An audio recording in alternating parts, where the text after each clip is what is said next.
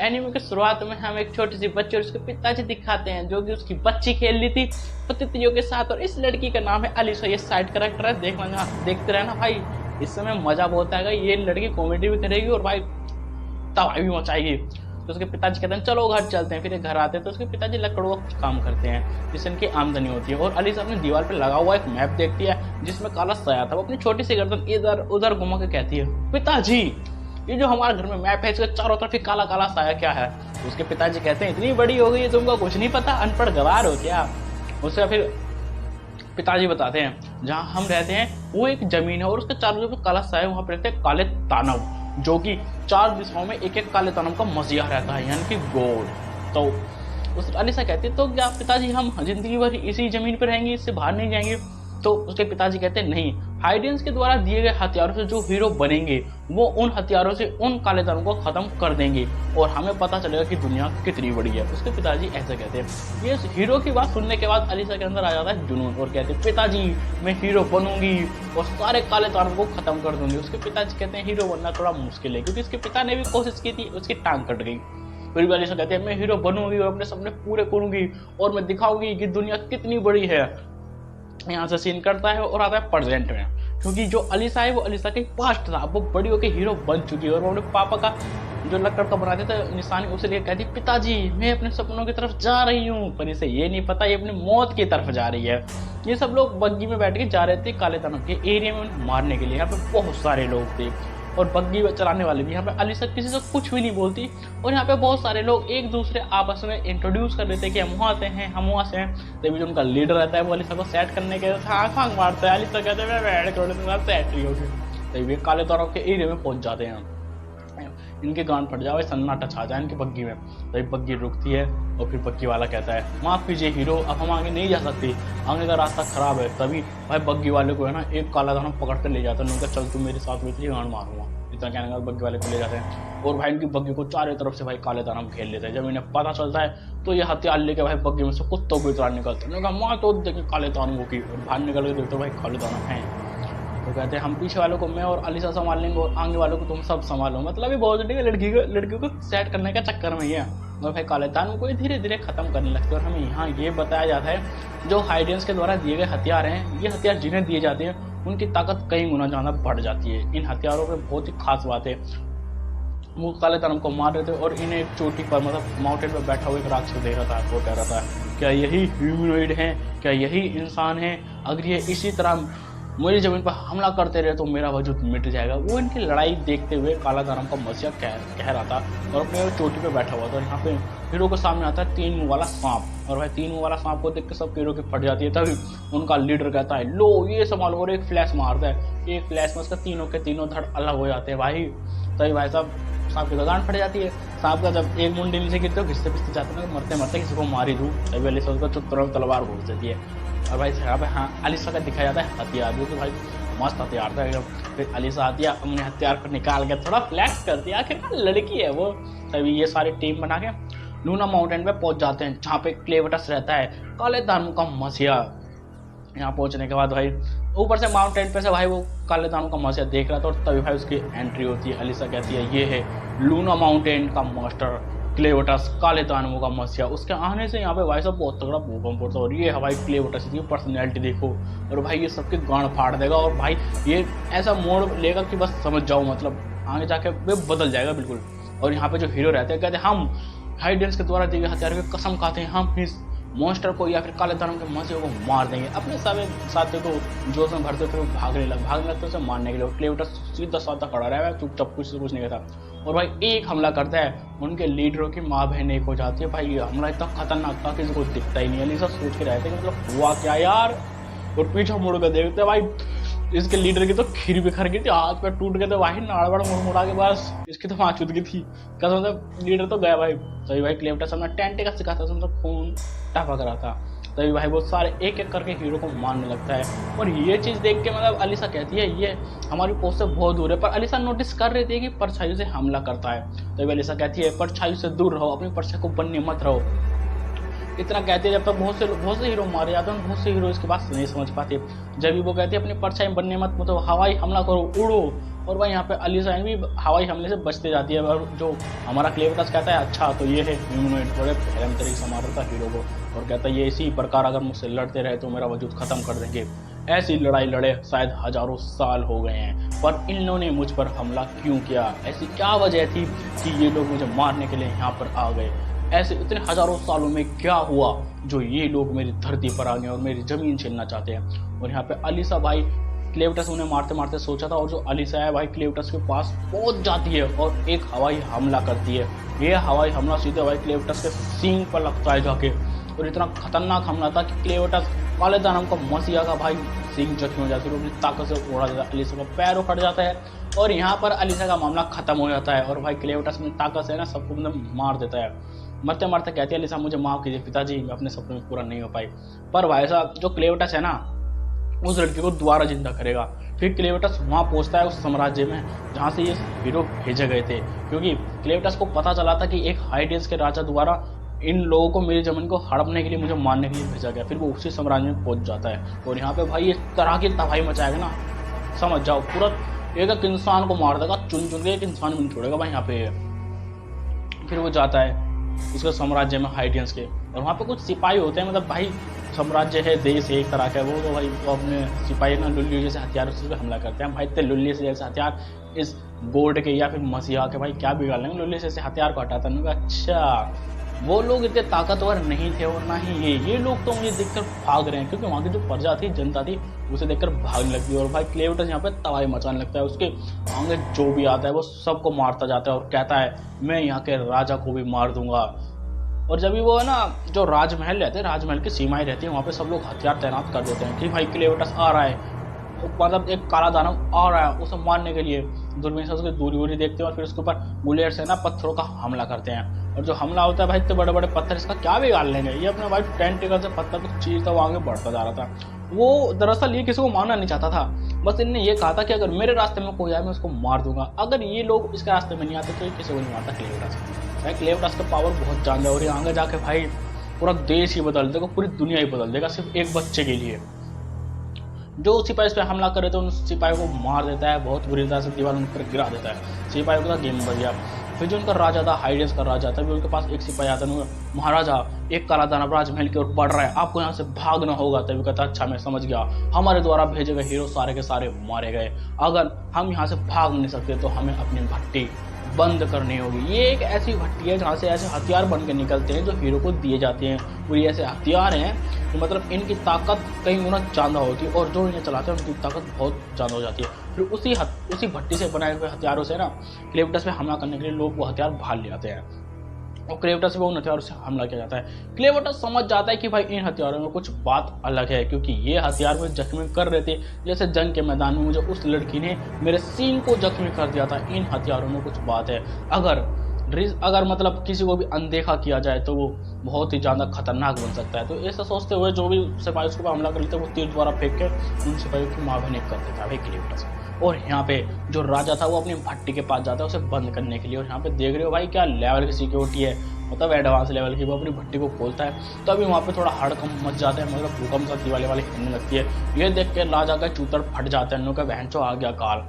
और जैसे वो पीछे मुड़ कर देखता है वो जल्दी जल्दी अपनी से भट्टी बंद कर देता है, क्योंकि हाँ अगर मैं मरा तो भाई भट्टी भी जाएगी, तो सिर्फ भट्टी का गेट बंद कर देता है। यहाँ पे क्लेवटस को पता नहीं है कि भट्टी इनकी मेन अड्डा है, मेन मुखिया है। और जब भाई क्लेवटस आता है पूरा राजमहल अपने टेंट से उड़ा देता है और सारे सिपाहियों को भाई मार देता है। ये देख के तो भाई राजा की तो गांड फट जाती है।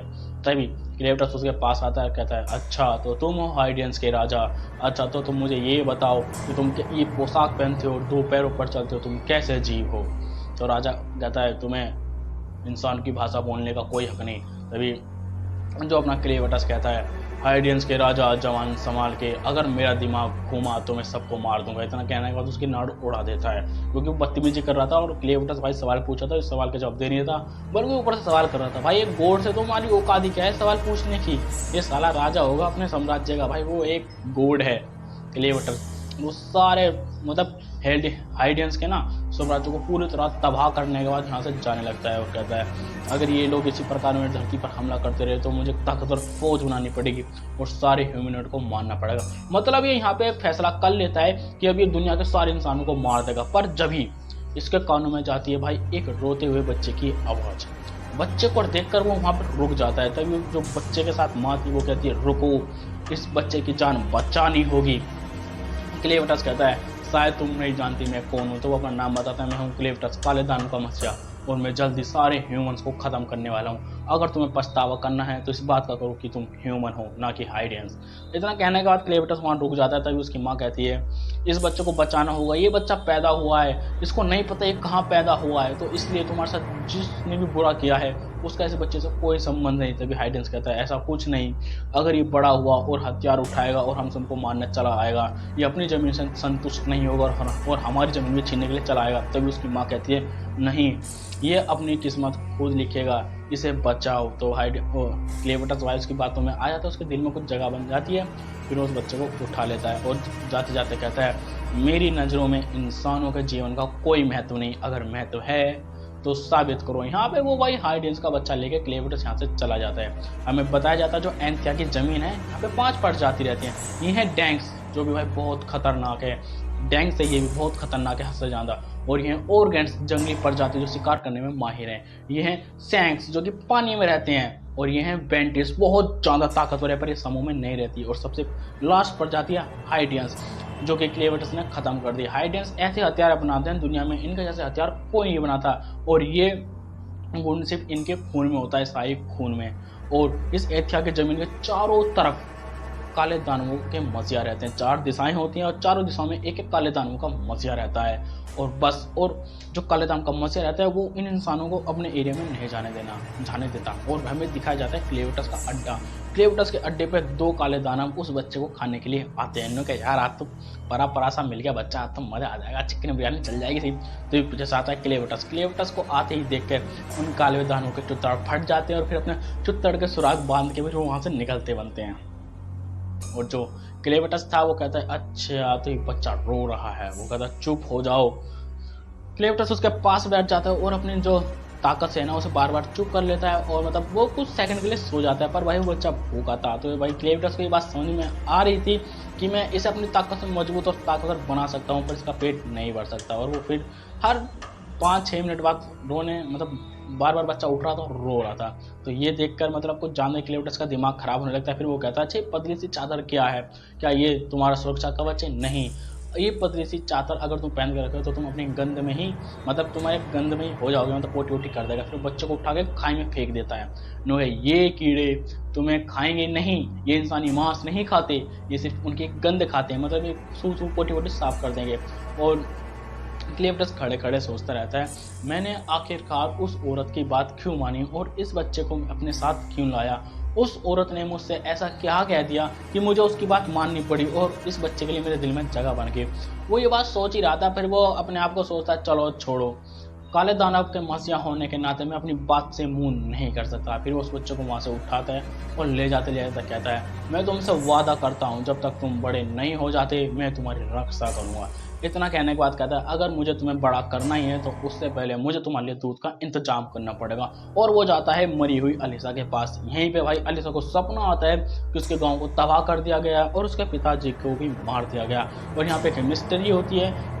अलीसा के पीछे खड़ा रहता है एक आदमी और इसके पिता की बहुत बुरी हालत होती है। इसका पिता भी भाई कम बादशाह नहीं, बहुत ताकतवर है। इसके पिता अलीसा के ऊपर कहते हैं ना भाई बाप से भी ऊपर बाप होता है। तो उसे पता चलता है कि वो क्लेवटस को मारने के लिए गए थे और मर गई थी। तो अभी भाई उसकी आँख खुलती है और वो देखती है मैं कहाँ हूँ। तभी वो अपने आप को देखते थे, उसके पास क्लेवटस आ जाता है और कहता है हे लड़की तुम जाग गई तो अब तुम मेरी गुलाम हो, क्योंकि मैंने तुम्हें अपने डार्क खून से जिंदा किया है तो इसलिए तुम मेरी गुलाम हो। क्लेवटस को देखकर मतलब वो डर जाती है, फिर अपनी तलवार देखने लगती है और कहती है क्या ये सच कह रहा है मैं इसकी गुलाम हूँ? हाँ मैं तो मर गई थी। फिर वो अपना पैर चेक करती है, सच में उसका पैर भी टूट चुका है। फिर वो उसे यकीन हो जाता है। फिर क्लेवटस उसके पास आता है और कहता है लड़की अपनी छाती दिखाओ, अपने चूचे दिखाओ। अब भाई एलिसा सुन के हैरान रह जाते हैं, क्या काले दानों का मसीहा मेरे चूचे देखना चाहता है, मेरी छाती देखना चाहता है? वो कहता है सवाल मत करो और अपने जादू से सिर को काबू करने के बाद उसके छाती का जो भी कपड़े पर रहते हैं वो उतारने लगते हैं। और अलीसा कहती है मेरा शरीर मेरे काबू में नहीं है, और कहती है इस बच्चे को दूध पिलाओ, ये बच्चा भूखा है। और भाई हमें यहाँ अलीसा के छोटे मोटे चुच्चे देखने को मिलते हैं। और फिर वो बच्चा उसकी छाती से लग के दूध पीने की कोशिश करता है, पर उसकी छाती से दूध निकलता ही नहीं है। क्लेवटस कहता है दूध कहाँ है? अलीसा कहती है दूध कहाँ है, वर्जिन लोग दूध नहीं देते। क्लेवटस कहता है क्या तुम दूध नहीं देती, तुम तो बहुत खराब लड़की हो। क्लेवटस कहता है तुम खराब लड़की हो। तभी अलीसा कहती है अरे मैं एक हीरो हूँ तो और मुझे यहाँ पे खराब बोला जा रहा है, मुझे मार दो, दोबारा मार दो। तो क्लेवटस से पंजे में दबा लेता है, कह रहा अच्छा अगर तुम मेरे इस तरीके से काम नहीं आ सकती तो मैं तुम्हें दूसरे तरीके से इस्तेमाल करूँगा। तभी क्लेवटस कहता है ये बच्चा देखो भूखा है तो मुझे इसके लिए क्या करना चाहिए, और मेरे पास इंसानी बच्चे को पालने की समझ नहीं है तो ये काम तुम करोगे। तभी अलीसा उठ के कहती है मैंने आज तक कोई बच्चा नहीं संभाला। तो क्लेवटस कहता है अच्छा इसका पेट भरने के लिए मुझे क्या करना पड़ेगा। अलीसा बताती है कि अगर तुम्हें इस बच्चे का पेट भरना है तो तुम्हें एक वेटस लानी पड़ेगी। अगर तुम्हारे पास पैसे नहीं है तो ये जो तुम्हारी गुफाओं में आर्केसनाइट है, एक आर्केसनाइट भी काफ़ी होगा किसी वेटस को लाने के लिए। और फिर वो क्लेवटस कहता है चलो हम वेटस लेने के लिए गांव चलते हैं, शहर चलते हैं। अलीसा कहते हैं रुक जाओ। तो क्लेवटस कहता है क्या कोई दिक्कत है क्या? तभी अलीसा कहती है अगर तुम इतने बड़े शरीर के साथ गए तो तुम्हें वेटस कभी नहीं मिलेगी। तुम्हें पता है कि छोटा काला दाना भी पूरे गांव में अफरा तफरी मचा देता है, अगर तुम इस रूप में गए तो तुम्हें वेटस कभी नहीं मिलेगी। तो कहती है लाओ ये बच्चा मुझे दे दो, मैं इसे गाँव में ले जाकर किसी वेटस को दे दूंगी। तभी क्लेवटस कहता है मैं नहीं चाहता कि बच्चा मेरी नज़रों से दूर जाकर मरे, तो इसलिए मैं भी साथ चलूँगा। तभी अब वो अपना रूप बदल लेता है, मतलब कहता है साथ चलूँगा तो अपना रूप बदल लेता है। और भाई अलीसा है ना ये देख के चौंक जाती है कि मतलब भाई काले दानों का मसीहा रूप बदल सकता है। और वो देख के चौंक जाती है और फिर उसके पास जाती है और कहते हैं ये तुमने कैसे किया? क्लेवटस कहता है मैंने अपनी परछाई पर काबू पा लिया। और अलीसा कहते हैं अभी कंप्लीट तुमने अपने आप को नहीं छिपाया। फिर अपने ना वो टेंटिकल है तो नहीं वो छिपा लेती है। फिर क्ले ना अपना नाम रखता है क्ले और इस बच्चे का नाम रखता है लूना, समझिए, मतलब क्लेवटस का नाम है क्ले और बच्चे का नाम है लूना। और फिर वो यहाँ से ना अलीसा, लूना और क्ले यहाँ से निकल जाते हैं वेटस की खोज में। और यहाँ पे जब सुबह हो जाती है यहाँ पे अलीसा नहलाती है भाई लूना को और अपनी शकल देखता है, कहती है क्या हाल हो गया है मेरा। तभी क्लेवटस उसके पास आता है और कहता है क्या तुमने लूना को अच्छे से साफ कर दिया? तो अलीसा कहती है हाँ बस हो ही गया। और जैसे वो उसे साफ सुथरा करती है मतलब भाई नहाते हुए तो बच्चा रोने लगता है, पर यहाँ पर लूना उसका मुंह पर मुँह देता है, मुँह का ले पिचकारी। अलीसा बहुत देर करती है। क्लेवटस कहता है अगर तुम ज़्यादा देर करोगे तो ऐसा ही होगा। यहाँ पे अलीसा मतलब क्लेवटस है ना उसे ऑर्डर पर ऑर्डर दिया जा रहा था और अलीसा कहती है क्या ये मेरी सास है, चाहे कैसा भी हो, ये बच्चे का बहुत ज़्यादा ख्याल रखता है। और भाई लूना एकदम नहा धोकर तैयार हो जाता है। और भाई अब इन पे होने वाला है एक हमला, जो कि लुटेरे को ये नहीं पता कि ये लोग उसकी मौत बनेंगे, क्योंकि एक आम आदमी के रूप में, क्योंकि अलीसा भी एक इमोर्टल लड़की बन चुकी है और क्ले भी। तभी क्ले कहती है लो लूना का कपड़ा भी धो लो। अब भाई लूना आएगा कपड़ा धोने के लिए, फिर वो क्ले चले जाती है क्योंकि भाई लूना ने उसमें पोटे वोटे कर दी थी। तभी लूना मतलब चाहे वो ऐसा उसका कपड़ा धो रही थी, तभी उसे दिखता है अरे ये क्या, ये तो शाही कपड़ा है, ये शाही लोग पहनते हैं। और हमें लूना को दिखाया जाता है जो कि मस्ती में नहीं, हाँ मैं शाही लड़का हूँ, तेरी क्या औकात तुझे छूने की। और हमें यहाँ दिखाया जाता है हाइडेंस का पूरा साम्राज्य बर्बाद कर दिया गया था। वहाँ पे एक हाइडेंस प्रजाति का एक लड़का आता है, वो देखता है अरे ये क्या, ये तो पूरी बर्बादी हो गई, क्या ये बर्बादी एक काले दानव ने मचाई है? इतना कहने का वो कहता है ये जो हमारे कहानी थी जो अलीसा के पिता ने बताई थी कि हीरो द्वारा सारे काले दानव को खत्म कर दिया जाएगा, वो कहानी झूठ थी। और ऊपर से देखता है भाई ड्रैगन स्लेयर, इसका नाम है ड्रेल, बड़ा खतरनाक आदमी है, उसके पास में हाइडेंस के द्वारा बनाई गई तलवार है। और इसका नाम है स्वाम वोन, ये भी बड़ा खतरनाक जादू है। ड्रेल कहता है हो सकता है काले दानव दोबारा हमला करे और हमें हाइडेंस के वो सीक्रेट तकनीक को जानना है। अगर कोई और राजा जान लेगा तो दिक्कत हो जाएगी। मतलब ये है ना हाइडेंस द्वारा जो बनाए गए हथियार होते हैं उनकी तकनीक जानने के लिए ना अब ये जो अपना एक सिपाही उसके राज्य में भेज देते हैं। और यहाँ पे अलीसा को दिखाया जाता है, वो अलीसा पूछते हैं ये क्या है, ये तुम्हें पता है शाही कपड़ा ये सिर्फ शाही लोग पहनते हैं। तभी क्ले कहता है हाँ ये बच्चा मुझे मैंने वो साम्राज्य तबाह किया था हाइडेंस का, तो मुझे ये बच्चा वहीं मिला और मैंने हाइडेंस के राजा को भी मार दिया। इतना सुनने के बाद क्ले अलीसा एकदम चौंक जाती है और कहती है अगर ये सच है तो इसका मतलब अगर ये तुम हाइडेंस का बच्चा है, बिल्कुल मतलब जो इसका हाथ में लूना वो एकदम हाइडेंस का प्योर बच्चा है। अलीसा कहती है अगर ये बच्चा गायब है तो इसे ढूंढने के लिए सारे लोग तड़पड़ा रहे होंगे, मतलब इसे ढूंढने मतलब सब लोग ढूंढने होंगे क्योंकि ये हाइडेंस का प्योर खून है और इसके पास एक तकनीक है। तभी क्ले कहता है अच्छा तो इसके पास एक ऐसा हुनर है जो चाह के भी नकार नहीं सकता। तो मैं इस अपना गुलाम बना के अपनी पूरी ताकत दूंगा और इस दुनिया पर राज करूंगा। अब भाई अलीसा को समझ में आ जाता है कि इन्हें कुछ ऐसा पूछ लिया जो नहीं पूछना चाहिए। तभी क्ले कहता है चलो अब हमें लूना का पेट भरने के लिए एक वेटर्स को ढूंढना है, और कहती है वो आर्केसनाइट का थैला लेना मत भूलना। और यहाँ से वो अलीसा और क्ले यहाँ से निकल जाते हैं गांव की तरफ वेटर्स ढूंढने के लिए। और अलीसा को समझ में आ जाता है कि अगर लूना गायब हुआ तो क्ले पूरी दुनिया को ख़त्म कर देगा। वो सिर्फ इस बच्चे की वजह से रुका पड़ा है, नहीं तो उन्होंने पहले ही फैसला कर लिया था कि वो ह्यूमनॉइड को ख़त्म कर देगा। अलीसा कहती है अभी मेरा लास्ट काम होगा कि मैं इस लूना बच्चे की अच्छे से वो करूं। और जब इसके पीछे आ जाता है लुटेरा और हमला कर देता है। अलीसा उसे चौकन्ना करती हुई क्ले के ऊपर जब तक देर हो जाती है और लुटेरा उस पर हमला कर देता है। लुटेरे की सबसे बड़ी गलती है क्योंकि इनने यहाँ पे इन दो लोगों को आम आदमी समझ के किडनैप कर लिया है। इनको कुत्तों की मौत मिलेगी, बड़े दरिंदे की मौत मिलेगी।